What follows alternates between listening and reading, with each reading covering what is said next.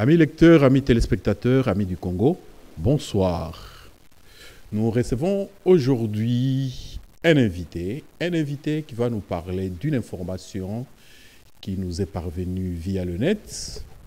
Et nous avons considéré que l'information était suffisamment intéressante pour qu'on ait un autre son de cloche par rapport à la source. Bien sûr, l'idéal aurait été que notre invité passe aussi dans les médias qui ont parlé de cette information, mais ça, c'est toujours à voir. Et l'information, c'est laquelle? Nos confrères d'Apareco ont parlé d'un montant de 500 000 euros qui aurait été remis à M. Baramoto, général Baramoto. Et comme notre invité, il est là, c'est M. Moindi Godefroy. M. Moindi Godefroy, bonsoir. Bonsoir, M. Fita. Bon, nous avons eu cette information par le net et vous êtes venu en parler. Est-ce que vous avez eu une autre source de l'information ou vous l'avez eu vous aussi par Internet? Toujours par la même voie, par Internet. Oui. Et quand vous avez eu l'information, quelle a été votre première réaction? Personnellement, j'étais très déçu de M. Ngwanda. Vu la gravité de l'information, je me suis dit, M. Ngwanda, je le comprends, il lit beaucoup de romans policiers. Je ne peux pas comprendre qu'un monsieur que j'ai considéré comme étant un monsieur intelligent, mais je vois vraiment que c'est vraiment malheureux et triste. Et si ce sont des gens comme ça qui entouraient le président Mobutu, durant plusieurs années, c'est vraiment malheureux pour les maréchals. Monsieur Baramoto, le général Baramoto, comment a-t-il eu cette information? Et comment a-t-il réagi? Vous savez, M. Baramoto, c'est un monsieur. Il a reçu l'information dans le calme. Dans le calme, il a rigolé. Et puis, il ne s'étonne pas de M. Ngwanda. Ce n'est pas la première fois que M. Ngwanda a écrit des insanités sur lui, des calomnies, des mensonges. Ce n'est pas la première fois. Et c'est Fita, vous savez que je suis déjà passé chez vous pour démentir une information. Ngwanda avait diffusé, je crois, en 2013-2012, que Baramoto avait voulu faire un coup d'État à M. Kabila et qu'il a fui vers Brazzaville pour Centrafrique. C'était totalement faux. Et ce n'est pas la première fois. Mais Ngwanda, c'est qui? Il se donne de l'importance. Je crois que c'est la folie des grandeurs. Il se donne de l'importance. C'est un monsieur, il n'est rien. Il n'était que le simple conseiller du président Mobutu. Maintenant, il s'est fait passer. Tantôt, c'est François Béa de la DGM qui vient avec les commandos au Maroc pour il veut se faire voir. Personne ne s'intéresse à M. Ngwanda. Pour moi, c'est la pire folie des grandeurs. Il n'y a pas autre chose. Si vous réagissez, c'est que vous avez des liens particuliers avec le général Baramoto. Et quels sont vos liens avec le général Baramoto? Je suis un de ses proches, mais je suis triste et en colère contre Ngwanda parce qu'il est de ma tribu. Et je croyais que c'était un homme de valeur, mais c'est vraiment malheureux. Vraiment malheureux. Voilà. Le général Baramoto et M. Ngwanda se connaissent-ils personnellement? Si oui, depuis quand? Oui, ils se connaissent depuis 1972. Le général Baramoto était fonctionnaire à Lubumbashi. Et Ngwanda venait tout justement de terminer à l'université de Lubumbashi. Et M. Baramoto avait reçu le finaliste de chez nous de l'Équateur. Il a vu Ngwanda, il a pris Ngwanda à son service d'abord. Ngwanda mangeait chez lui, à la maison, logeait chez lui. Et puis, il avait promis à Ngwanda que quand le président Mobutu va passer par Lubumbashi, il va parler au président. Le président est arrivé à Lubumbashi. Il a demandé à M. Ngwanda, il y a des témoins vivants. Il a demandé à M. Ngwanda de faire une lettre. Il a fait une lettre avec l'attestation de réussite. M. Baramoto est parti voir le président avec sa femme, qui est la belle-sœur du président Mobutu. Le président a pris la lettre. Il a dit, bon, il a demandé à Mme Baramoto de mettre la lettre dans sa mallette, au-dessus.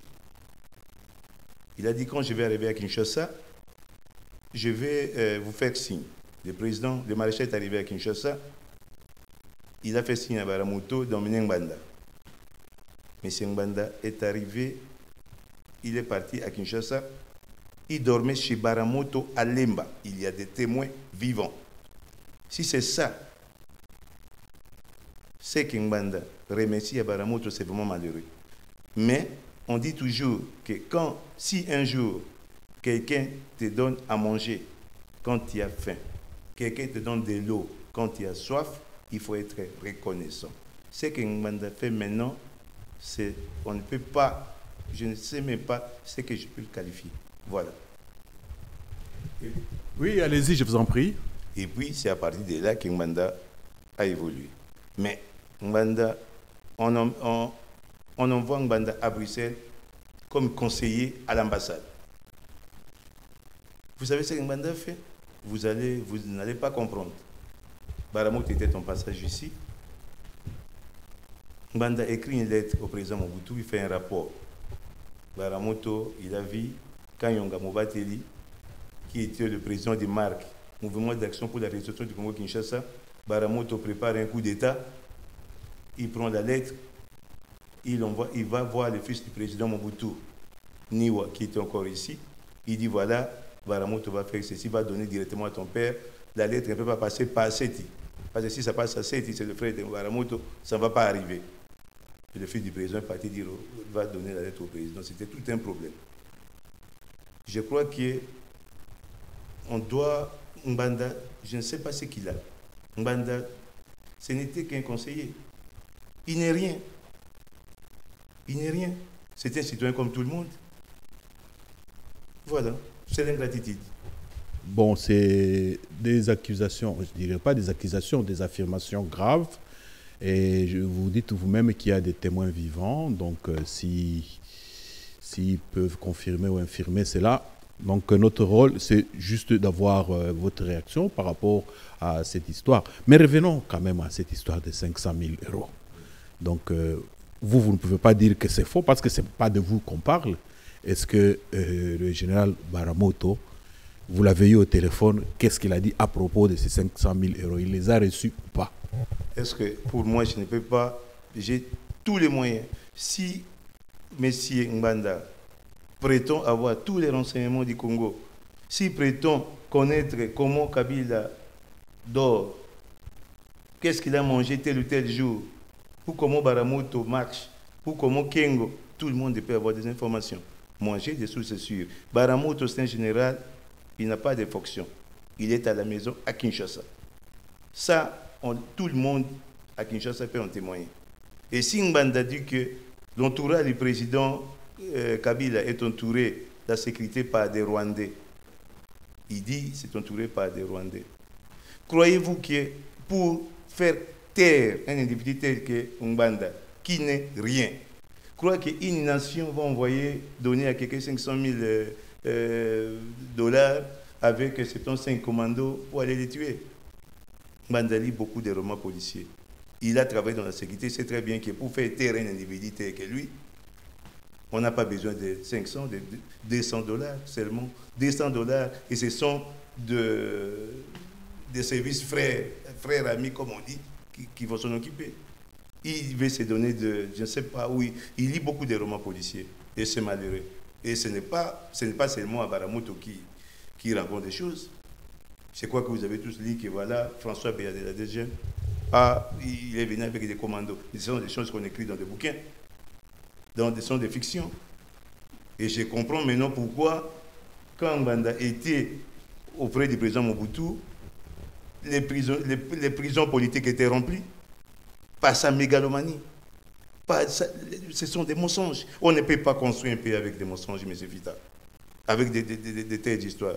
Tout le monde sait que Baramoto est au Congo, il est général à Kinshasa, il se bat dans tous les tribunaux là-bas pour récupérer ses biens. Chaque jour, il est dans les tribunaux pour ses biens. Et pour éliminer, je ne peux pas parler d'éliminer, faire taire un individu de moindre importance, 200 dollars suffit. C'est tout ce que j'ai à dire. J'espère que les informations que vous nous donnez sont conformes aux faits Et parce que nous, en tant que journalistes, notre métier, c'est de donner les faits tels qu'ils sont. Et donc voilà, vous avez un élément à ajouter par rapport à ce qu'on a dit tout à l'heure? Le général Baramoto, c'est un général à 4 étoiles. Ce n'est pas un caporal, ce n'est pas un sergent, ce n'est pas un officier subalterne. On dit voilà, va tuer des gens, va faire ceci. On est des gens sensés, on est des gens intelligents. Mbanda, il est en train de se moquer de notre intelligence. S'il est suivi par des voyous, peut-être l'information est donnée pour des voyous, pas pour des gens intelligents. Et ce n'est pas ces mots à Baramoto qu'il a fait. Il a fait presque à tout le monde. Des calomnies. Il écrit des lettres avec beaucoup de mensonges dedans. Des livres avec des mensonges. Alors, on va poser maintenant la question. Est-ce qu'un Mbanda qui prétend connaître tout, il travaille pour qui? C'est Baramoto ou bien Mbanda qui travaille pour Kabila ou qui travaille pour les Rwandais? Parce que Kabila est entouré des agents rwandais. Il reçoit des informations. Est-ce que lui, moi je me pose des questions. Qui travaille pour qui? Enfin, l'avant-dernière question, vous y avez répondu indirectement, mais j'aimerais quand même vous la poser pour que vous confirmiez vos propos. Et est-ce gratuit, tout ça? Ou bien c'est véridique, ça repose sur un objectif réel, parce que au niveau de la communauté, de la communauté congolaise de l'étranger, beaucoup de gens ont pris conscience de tout ce qui se passe au Congo grâce à Ngwanda, etc. Mais bon, vous, par rapport à ce fait-ci, vous pouvez me dire pourquoi ça? Tout le monde, tous les internautes, tous les hommes politiques de l'opposition, de la société civile au Congo, tout le monde travaille pour la démocratie. Tout le monde dénonce les méfaits. Il y a des prisonniers politiques au Congo. Tout le monde les dénonce. Ce n'est pas seulement Ngwanda. Pourquoi Ngwanda fait ça? Il cherche, je ne sais pas, ce n'est pas la jalousie. Pas la simple jalousie. Il essaye d'avoir un leadership chez nous, les Bangwandi. Mais qu'est-ce qu'il a fait chez lui d'abord? Il n'a rien fait chez lui. Dans le village de son père, qu'est-ce qu'il a fait? À Lissala, là où il est né, qu'est-ce qu'il a fait? À Kinshasa, qu'est-ce que Ngwanda a fait? Il cherche un leadership. Il sait que Baramoto est aimé chez nous à l'Équateur. Il est aimé à Kinshasa. Il a rendu beaucoup de services aux gens à Kinshasa. Ce n'est pas simple jalousie. Parce qu'il trouve que, bon, pendant la Deuxième République, Baramoto était fonctionnaire. Il avait des fonctions. Troisième République, il est rentré au Congo. Même s'il n'a pas de fonctions, mais il est chez lui au Congo. Il est sans fonction, mais il est général.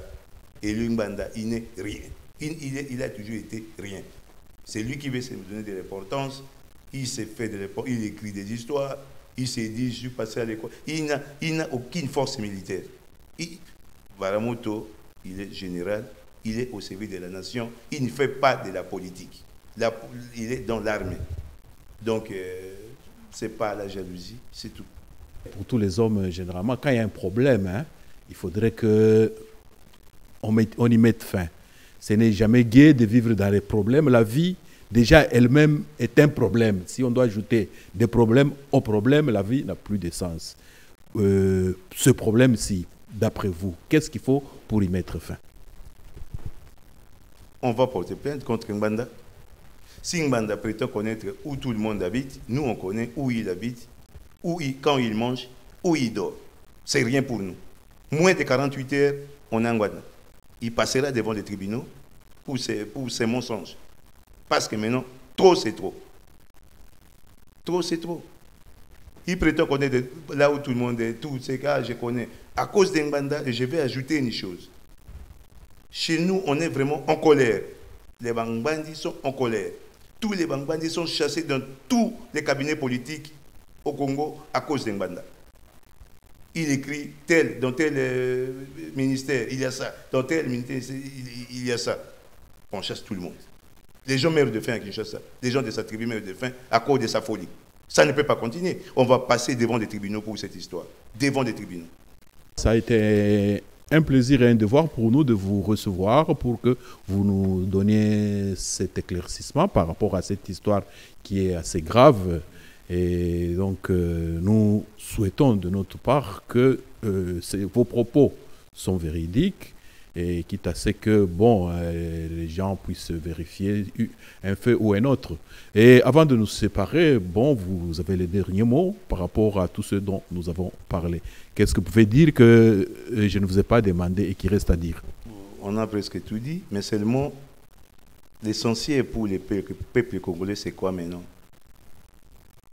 2016, les échéances de 2016.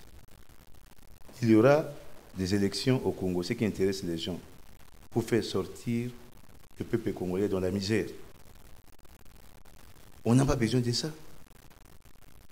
On n'a pas besoin de ça. On a besoin que ce soit les pro-dialogues, les anti-dialogues. On respecte les arguments des uns et des autres. Nous voulons seulement, à la fin de 2016, qu'il y ait des élections, que la démocratie persiste, que tout le monde respecte la Constitution, qu'on aille de l'avant pour soulager la misère de notre peuple. On n'a pas besoin des imbécilités, on n'a pas besoin des insultes. Les hommes politiques doivent être responsables. Pourquoi inventer des histoires qui ne tiennent pas debout? Lui, il a travaillé dans les services. Il sait que pour faire taire un individu, ce n'est pas comme ça. Ce n'est pas pour regarder dans les romans policiers. On demande au service ami. Lui, il est quoi? On sait où il est, mais personne au Congo n'a besoin de lui. Il est rien, c'est rien. Personne n'a besoin de lui. Il veut se faire connaître. On est fatigué, ce n'est pas ça nécessaire. L'important, c'est 2016, la démocratie. On n'a pas besoin d'un dictateur, il doit venir d'où? D'un tel pays pour venir prendre le pouvoir au Congo. Donc je dois diaboliser Baramoto, qu'il est traître, je dois diaboliser tel parce qu'il est traître, parce que moi, je venais prendre le pouvoir. Mais il va prendre le pouvoir où? Dans quel pays? Un individu comme ça va prendre le pouvoir. Le Congo, c'est réel, ce n'est pas des romans policiers. Merci, M. Fita. Le devoir nous a poussé de le faire parce que nous avons eu beaucoup de coups de fil. Beaucoup de gens voulaient avoir un autre son de cloche.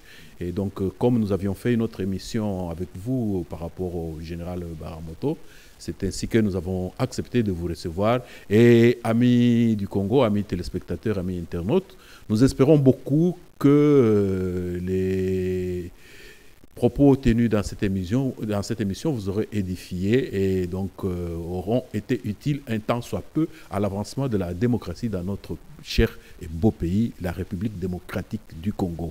Et donc, encore une fois, merci et merci surtout à M. Gérard Kanabassao, notre réalisateur, sans qui ces images ne seraient pas arrivées chez vous. Merci et à la prochaine.